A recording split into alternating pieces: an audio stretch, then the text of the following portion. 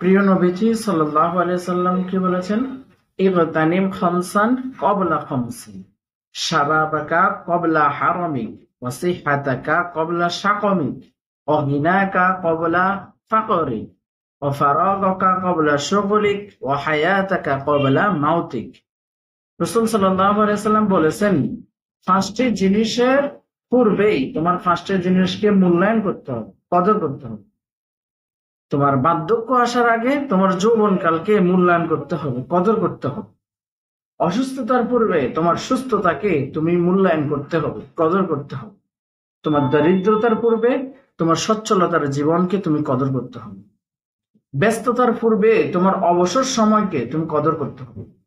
তোমার জীবনের মরণের আগে তোমার যে হায়াত আছে, হায়াতকে তুমি মূল্যায়ন করতে হবে।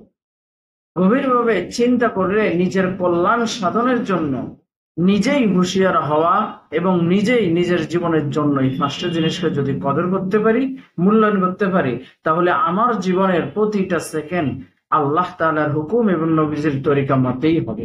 আজ আমরা এই পাঁচটি জিনিসকে আসার আগে মূল্যায়ন করি না বিধায় আমার জীবনে সময়গুলি চলে আসে, পরে আমার জীবনের আমার সময়গুলিকে, সুস্থতার জীবন, হায়াতের জীবনগুলোকে আমি তালাশ করি। কিন্তু এই জীবনটা তো আমার ছিল, আমার যখন এই জীবনটা ছিল তখন আমি তালাশ করিনি। এজন্য আমাদের সবাইকে এই পাঁচটা জিনিস আসার আগেই পাঁচটা জিনিসকে মূল্যায়ন করতে হবে। আল্লাহ তাআলা আমাদেরকে তৌফিক দান করুন, আমিন।